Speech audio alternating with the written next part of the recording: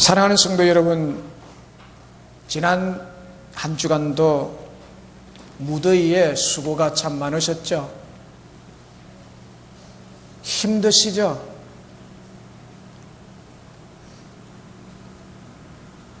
성공적인 삶을 살아보고 싶고 가족이나 자녀들에게 잘하고 싶은데 잘 안 되므로 많이 버거우시죠?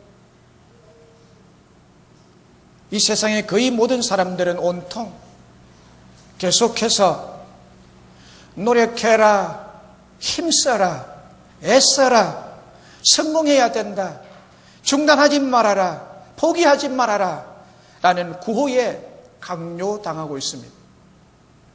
그래서 우리 자신도 모르게 세뇌가 된 것처럼 내 삶 속에서 역사하시고 계시는 하나님을 믿고 신뢰하는, 그것보다도 내가 무엇인가를 해야만 살아남을 수 있다는 강박관념에 시달리고 있습니다. 내가 뭔가 열심히 노력하고 애쓰고 힘써서 살아야만 된다는 이 강박관념이 있죠.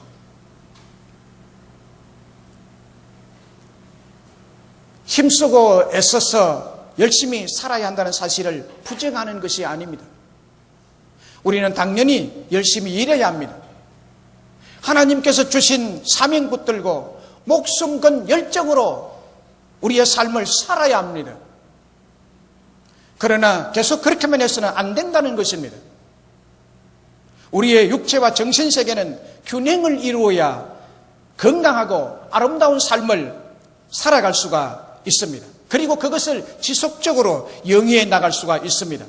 다시 말하면 건강하고 아름다운 삶은 적당하게 일하고 적당하게 쉬고 휴식을 취함으로써 몸과 영이 유기적인 관계 속에서 안정되게 유지될 때 균형을 이루어갈 수가 있습니다. 우리 몸은 쉼 없이 일하다가 보면 긴장하게 되고 그 긴장이 계속되다가 보면 몸의 균형이 깨어져 버립니다. 몸의 균형이 깨어지면 필연적으로 몸의 어느 한 부분이 가부화가 걸리게 되어 있습니다. 그로 인해서 갖가지 질병이 생기게 되는 전초적인 현상이 일어나게 되는데 그것이 바로 스트레스입니다. 스트레스 자체가 병은 아니지만 심리적으로나 신체적으로 장기간 스트레스에 노출되다 보면 눈이 침침해지고 속이 불편해지면서 심장병, 위궤양, 고혈압 같은 병이 생기기도 하고 불면증, 노이로제, 우울증 같은 증상이 나타나기도 하는 것입니다. 그래서 심리적으로나 육체적으로 생활의 리듬을 가지고 일과 쉬는 것, 열심히 노력하는 것과 안식하는 것에 대해서 균형 있는 삶을 살아가야 합니다. 그런데 현대인들의 대다수가 삶이 버겁고 힘겹고 쪼들리다 보니까 앞뒤 돌아보지 아니하고 몸 바쳐서 열심히 가족을 위해서 자녀들을 위해서 일하다 보면 쉼과 휴식과 안식에 대해서 생각할 여유를 잃고 살아가고 있습니다. 삶의 밸런스, 삶의 균형, 삶의 조화를 잃어버렸습니다. 이와 같은 우리의 삶을 이미 잘 알고 계시는 하나님께서 오늘 말씀에서 우리에게 무엇을 주심하고 약속하고 계십니까? 그것은 빼앗긴 쉼, 빼앗긴 행복을 찾아주시마 약속하고 계십니다. 빼앗긴 쉼을 찾아주겠다, 빼앗긴 안식을 찾아주겠다, 빼앗긴 행복을 찾아주겠다고 약속합니다. 사람이 찾을 수 없는 것을 하나님 찾아주신대요. 오늘 본문 28절에 보면 수고하고 무거운 짐진 자들아 다 내게로 오라. 내가 너희를 쉬게 하리라. 내가 너희를 쉬게 하리라. 내가 너희를 쉬게 하리라. 수고하고란 말은 코피아우입니다. 수고하다, 헬라 말로 코피아우. 코피가 터지는지 아느냐? 수고를 하면 코피가 터진다. 코피아우.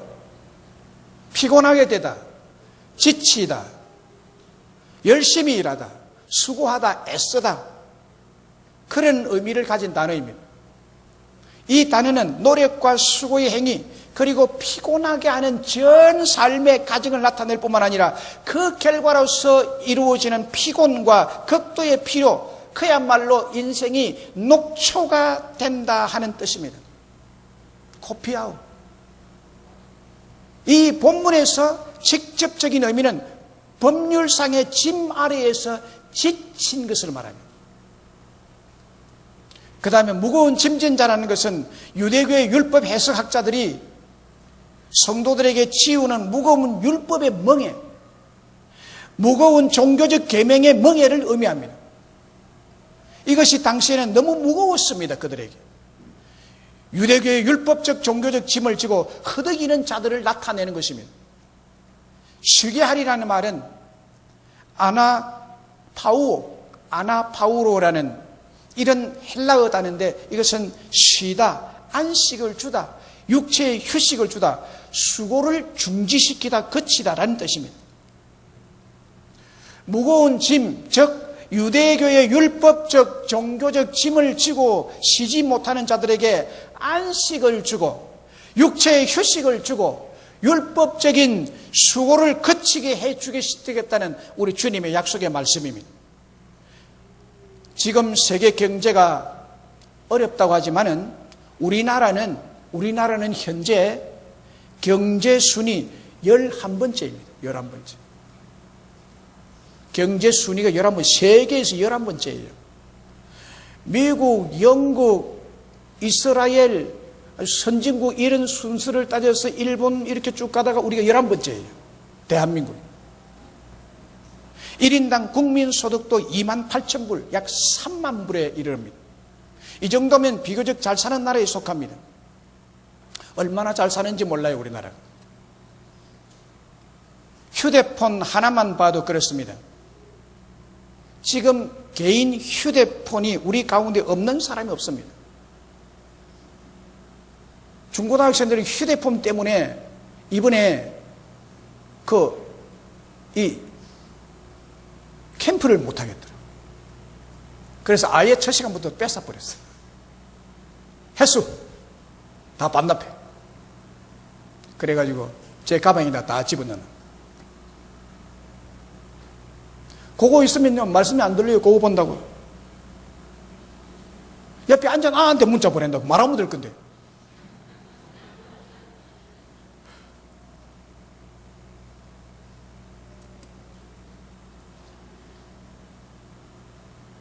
초등학생이든 어른이든 각자의 휴대폰이 있습니다.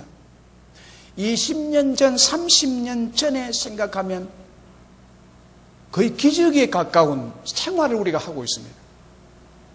제가 고등학교 때요, 마산에서 공부를 했는데 급하게 뭐 연락할 게 있으면 우체국에 가가지고 우체국에 가서 시외 전화 신청해가지고 신청해서 시외 전화 연결되는데 3시간, 4시간 기다려야 돼. 그 앞에, 우체국에 앉아가지고. 3시간, 4시간 기다렸다가 연결이 되는데 우리 집에 전화가 없고 다른 집에 전화가 동네에 한 대, 2대 있는데 그 집에다 전화를 해가지고 우리 집에 어머니나 식구가 그까지 달려가가지고 전화를 받아야 통화가 되는 그런 시대입니다. 우리 고등학교 때입니다. 그래도 잘 연결이 안 돼. 어디 먼 덜에 일하러 나가버리면 받을 사람이 없어. 통화도 안 돼요. 신청해놨다가 통화 연결이 됐는데 받을 사람이 없어. 그래가지고 그냥 끊어버려. 깜깜무소식. 그런데 요즘은요, 외국에 있는 사람에도 집 안방에서 카톡으로 하면 공짜로 그냥 통화가 그냥 되고 화상 딱 누르면 그냥 얼굴이 바로 나오게 됩니다. 저희가 고등학교 다닐 때 생활과 지금 고등학생들을 비교하면 지금 고등학생은 기적의 현장에서 삶을 살아가고 있습니다. 또한 우리나라는 주 5일제 생활로 접어든 것이 이제 일반화가 되어 있습니다. 학생들도 주 5일 등교하잖아요. 회사원도 주 5일 근무합니다. 그래서 주말이면 여유가 있고 문화를 즐길 수 있게 되었습니다. 그만큼 시대가 발전하고 편리한 세상이고 거의 기적에 가까운 삶을 우리는 살아가고 있습니다. 어제도 뉴스를 보니까 휴가를 떠나는 인파로 고속도로는 하루 종일 몸살을 앓았다고 헬기에서 찍어가지고 고속도로에 거의 주차장 방불 하는 그것을 찍어 보여주더라고요. 인천국제공항은 사상 처음으로 가장 많은 휴가객으로 몰렸다고 보도를 했습니다. 이렇게 휴가를 즐기는 시대가 되었습니다. 휴가를 즐기는 사람들로 북새통을 이루는 시대가 되었습니다. 그런데 여러분, 시대는 발전하고 살기는 분명히 더욱 좋아졌는데도 불구하고 삶은 갈수록 지쳐가고 갈수록 삶의 짐은 많아지고 있습니다. 2015년 작년 6월 29일 연합뉴스 자료에 나온 머리 기사 제목이 이러합니다. 주 5일제 도입됐는데 땡땡땡 국민 81.3% 어휴 피곤해 이렇게 나있어요. 아이고 피곤해. 통계청 2014년 생활시간조사 결과 발표에 의하면 노동, 학습, 의무 시간이 하루 7시간 57분으로 5년 전보다도 감소하였다고 나와 있습니다. 전 국민, 즉 10세 이상의 전 국민, 10살 이상의 전 국민의 평균 수면, 잠자는 시간은 7시간 59분, 즉 8시간에 가깝는데 5년 전보다 9분이 더 늘어났다고 합니다. 결론은 5일제 도입으로 잠도 더 많이 자고 좀 더 쉴 수 있는 시간적 여유가 생겼는데도 불구하고 80% 이상의 국민들은 여전히 피곤하고 힘겹다고 느끼고 살아간다는 거예요. 국민일보 그저께 기사죠. 그제 금요일.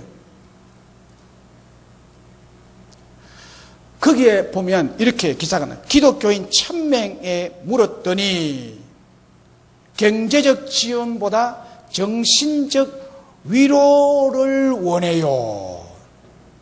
경제적 지원보다도 정신적 위로를 원해요.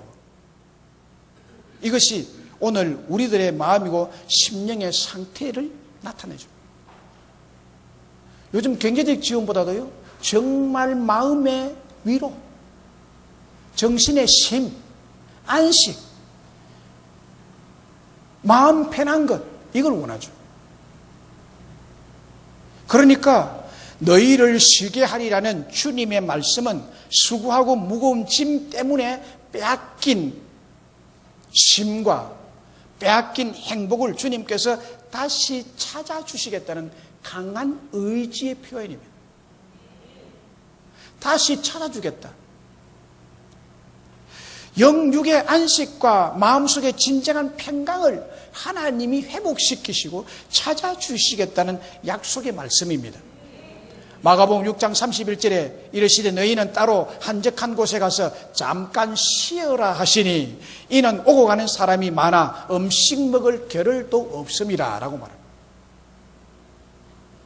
이 말씀이 무슨 말씀인가 하면 12 제자들을 예수님께서 둘씩 짝을 지어서 6개의 조를 나누어서 복음을 전하러 보냈는데 이들을 통해서 하나님의 권세가 나타났는데 많은 귀신이 나가고 많은 병자들이 낫는 기적이 일어나는 것을 보고 수많은 사람들이 제자들에게 몰려와서 인산인해를 이루었습니다. 우리에게 기도해 주세요. 안수해 주세요. 나는 이런 문제가 있습니다. 상담해 주세요. 이렇게 계속 한 사람 끝나면 또 오고 계속해서 끊어질 시간이 없었습니다. 그래서 제자들이 밥 먹을 틈도 나지 않을 정도로 너무너무 바빠지게 되었습니다. 쉴 틈이 없어져서 버렸습니다.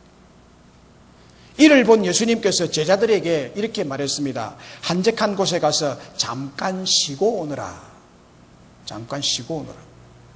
휴식하라. 라고 말했습니다. 우리 예수님은 우리들이 영육간에 휴식과 쉬는 것이 필요함을 너무 잘 아시는 분이세요. 믿으시면 아멘. 너무 잘 아시는 분이에요. 뿐만 아니라 예수님께서 제자들에게 쉼과 휴식을 주겠다는 거예요. 휴식 시간을 내가 주겠다는 거예요. 예수님이 휴식을 안 주면 제자들이 쉴 수 없는 거예요. 이것은 너희가 좀 쉬라는 것은 예수님이 은혜로운 배려로 말미암아 너희들이 가서 좀 잠깐 쉬어라. 이것은 예수님이 쉼을 주신다는 주체자이시죠. 예수님이 우리 인생의 진정한 안식과 쉼과 빼앗긴 행복을 찾아주실 분이라는 것을 말씀하는 메시지인 것입니다. 열왕기상 19장에 보면 이스라엘 선지자 엘리야가 참으로 이상한, 이해할 수 없는 처지에 처한 상황을 기록하고 있습니다. 엘리야는 성경에 소개되고 있는 믿음의 사람들 중에 가장 위대한 믿음의 사람 중에 한 사람입니다. 그는 믿음과 용기와 기도의 사람이었죠.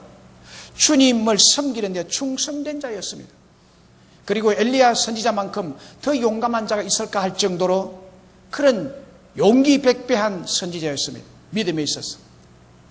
그는 아합 왕 앞에 섰던 자이고 갈멜산에서 이세벨의 총애를 받던 바알 선지자 450명과 대결을 해가지고 하나님의 승리를 이끌어낸 자입니다. 그래서 이세벨에게 도전한 선지자죠. 이 엘리야가 간절히 기도하자 하나님께서 들으시고 비를 3년 6개월 동안 내리지 않게 하셨고 또 하늘에서 불을 내리기도 한 선지자입니다. 뿐만 아니라 그는 죽음을 보지 않았어요. 세상에 있을 수 없는, 사람에게 일어날 수 없는, 그는 죽음을 보지 않고 바로 하늘나라로 성천한 선지자입니다. 뿐만 아니라 나중에 변화산에서 예수님께서 모습이 완전히 변화될 때 그때 모세와 엘리야가 있었는데 예수님을 만나는 신비하고 놀랍고 기적적인 모습으로 그가 나타난 사건을 기록하고 있습니다. 이게 엘리야였습니다. 그런데 그가 열왕기상 19장에서 그렇게 풀이 죽고 낮아져서 자살하고 싶어 하기까지 하는 것입니다. 그가 하는 말을 들어보십시오. 여호와여, 이제 넉넉합니다. 저는 이제 더 이상 할 수가 없네요. 저는 이제 끝났습니다. 내 생명을 취하소서. 저는 지금 죽고 싶은 심정밖에 없습니다. 라고 고백을 합니다. 엘리야의 지금의 상태는 영적으로 거의 이성을 잃어버린 상태에 와 있습니다. 그래서 너무나 엘리야답지 않은 어리석은 말을 내뱉고 있는 것입니다. 여러분, 어떻게 엘리야가 이런 상황에 오게 됐을까요? 어떻게 엘리야가 이런 상황에 오게 됐을까요? 그는 쉬지 못했기 때문에 몹시 피곤해 있었고 지쳐 있었기 때문에 이런 영적으로 이성을 잃은 상태에서 말을 하고 있는 것입니다. 그 전에 그는 혼신의 힘을 다해서 기도했습니다. 머리를 무릎에 집어넣고 기도했는데 이 혼신을 다해서 기도했다는 것입니다. 그리고 갈멜산에서 하루 종일 바알 선지자들과 영적 전투를 벌인 자입니다. 얼마나 피곤하겠습니까? 바알의 선지자 450명을 처형을 했습니다. 바로 이어서 불로응답하는 신이 이긴다고 대결을 했는데 엘리야가 이겼죠. 그래서 바알 선지자 450명을 딱 줄을 세워놓고 450명 일렬 행도를 세워놓고 탁탁탁 쳐 죽이는데 한 칼에 죽습니까? 그게 사람이 한 번 때리가 잘 안 죽거든요. 두 대를 때려도 900번을 쳐야 됩니다. 세 대를 때려서 한 명씩 죽으면 몇 번입니까? 450 곱하기 3. 네 대, 5대 가면 더 그렇죠. 이렇게 450명을 처단하게 처형을 했는데 그리고 난 다음에 그것으로 끝난 것이 아니에요. 아합의 마차 앞에서 하나님의 영의 힘으로 27km를 달립니다.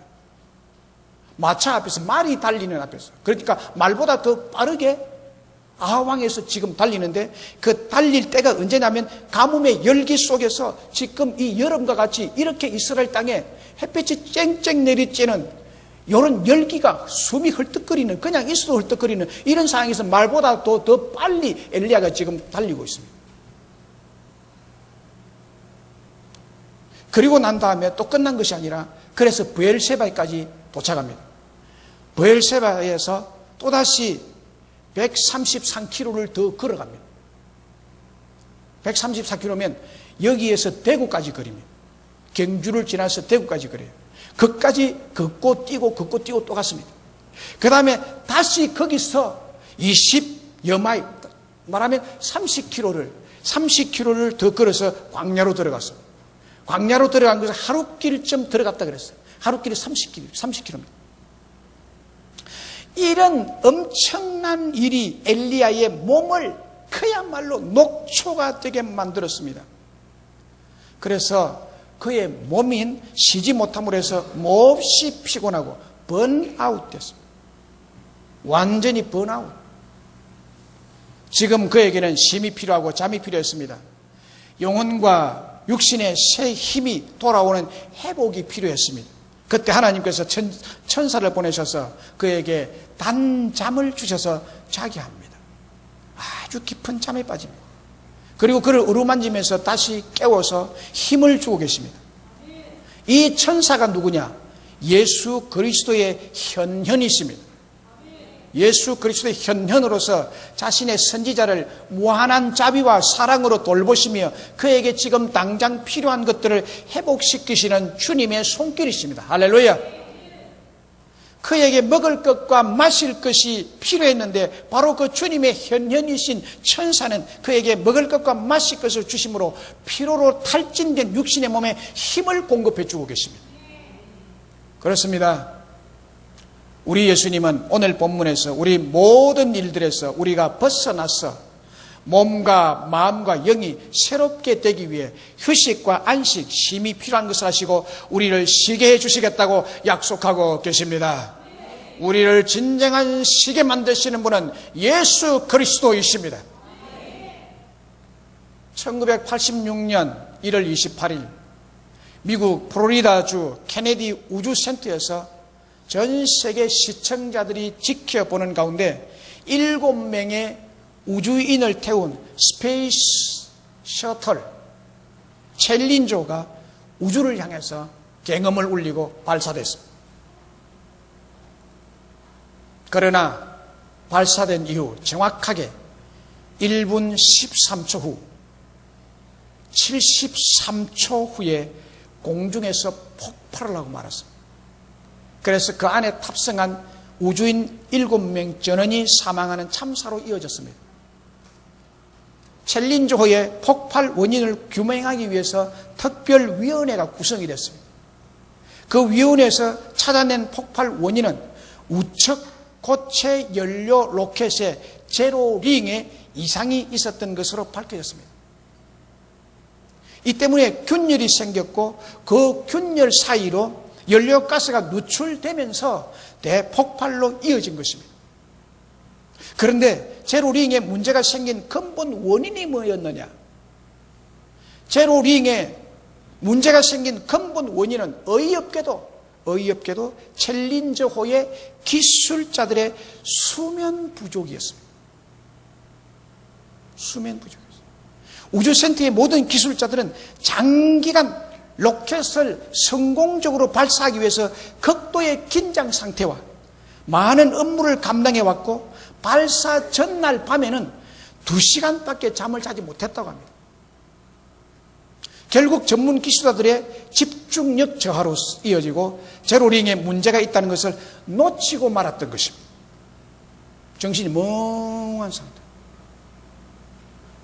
사람들이 17시간 동안 수면을 취하지 못하면 혈중 알코올 농도 면허 정지 수준인 만취 상태와 같이 된다고 합니다. 자동차 사고의 큰 원인 중 하나가 음주운전이잖아요.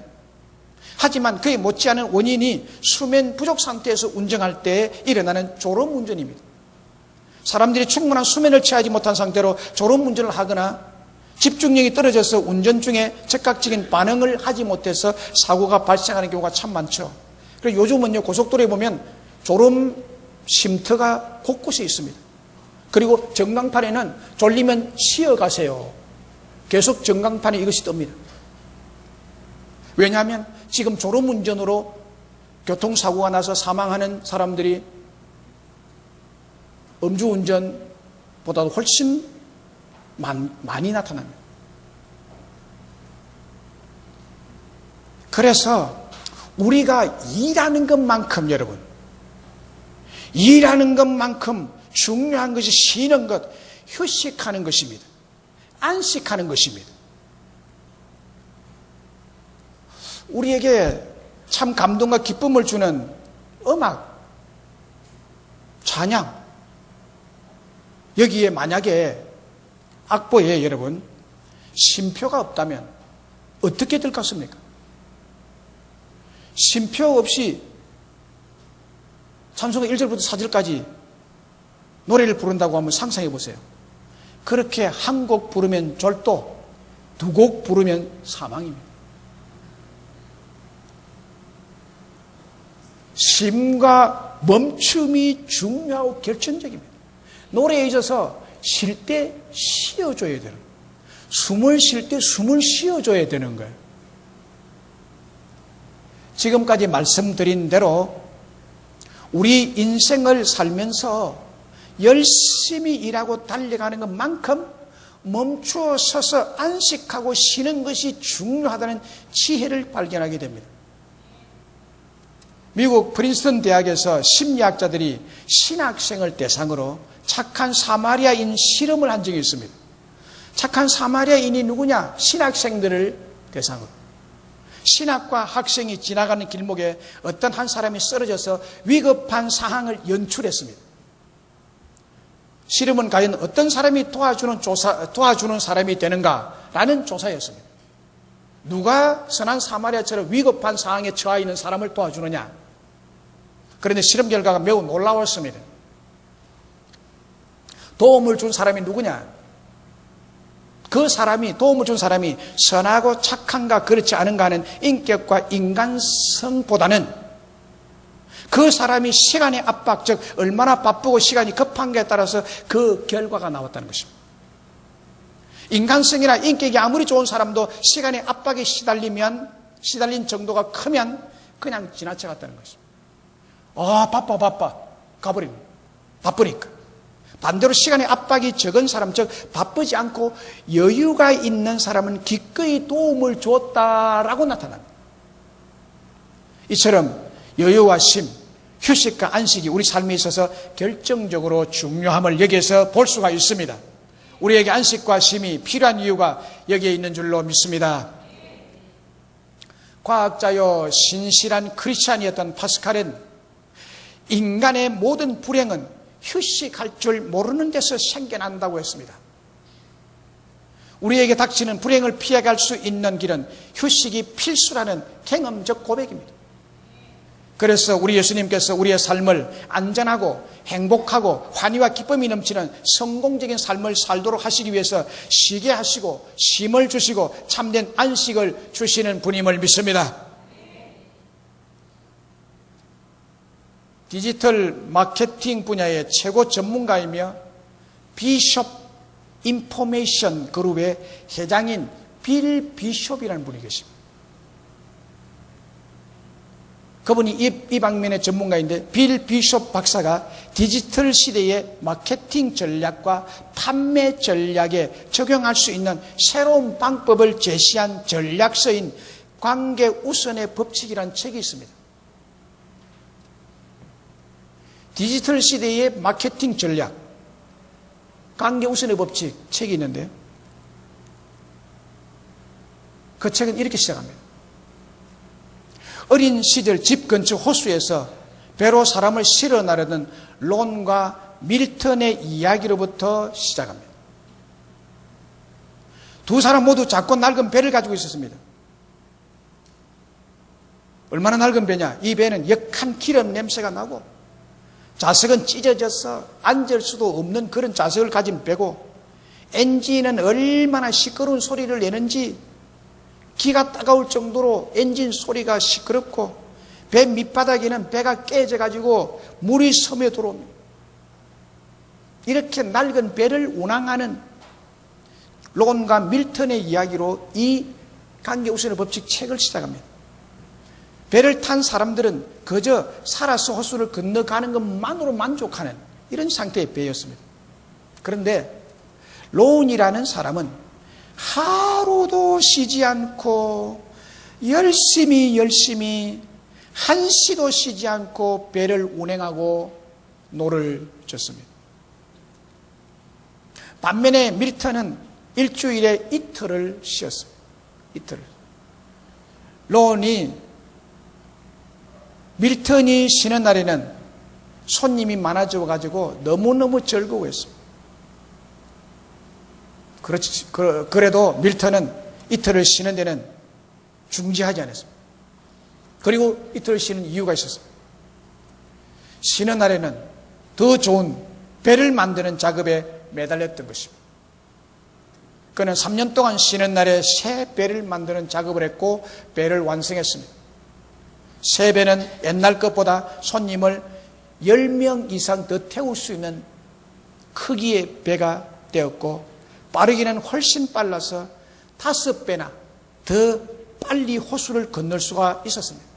빠르고 안전하고 넓고 하는 배를 3년 동안 일주일에 이틀을 쉬면서 만들었습니다. 밀턴이 이 새 배로 사업을 시작하자 일대 파란이 일어났습니다. 로는 파리를 날리는 신세가 됐고 밀턴의 배는 손님으로 넘쳐났습니다. 그리고 그는 이 책에서 진정한 마케팅은 이렇게 하는 것이라고 말하고 있습니다. 정기적으로 일을 쉬면서 더 좋은 사업을 위한 계획을 짜고 그 계획을 실행에 옮기는 것이 중요하다. 지금 당장은 돈을 조금 덜 벌겠지만 장기적으로는 훨씬 더 많은 돈을 벌어들일 수 있을 것이다 라고 결론을 짓습니다. 정기적으로 일을 쉬면서 더 좋은 사업을 위한 계획을 짜고 그 계획의 실행을 옮기는 것이 쉬지 않고 일하는 사람보다 성공할 확률이 더 많다는 얘기예요. 그런데 우리 인생의 삶에서 참된 마케팅은 우리 주님 안에 있는 줄로 믿습니다. 주님의 안식간에 있습니다. 주님의 쉼 안에 있습니다. 주님이 쉬게 해 주시는 그 은혜 안에 있는 줄로 믿습니다. 그리고 참된 안식과 쉼이 우리 주님이 하늘로부터 우리에게 풍성하게 내려줄 때 가능한 줄로 믿습니다. 창세기 2장 2절에 하나님이 그가 하시는 일을 일곱째 날에 마치시니 그가 하시는 모든 일을 거치고 일곱째 날에 안식하시니라. 여러분 여기에 보면요,